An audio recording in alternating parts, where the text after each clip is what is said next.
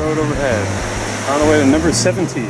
So we got the ancient remains of both the aqueduct and the water wheel here from when Tryall was a sugar and coconut plantation. But what you're standing on right now is the championship tee for the 7th hole. Now, this tee was built about 25 years ago for the Johnny Walker World Championship.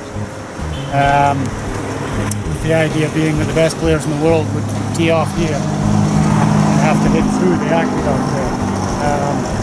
The tee is just beautifully positioned, whereby the aqueduct just frames the hole spectacularly well with the greenhouse up on the hill there.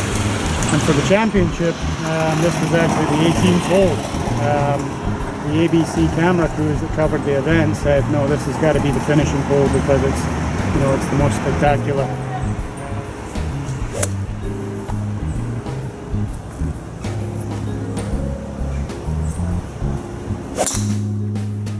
Perfect. Beautiful.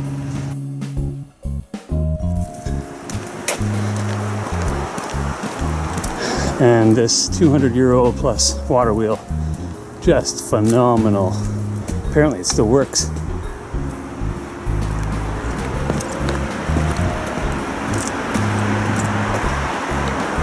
Just unbelievable.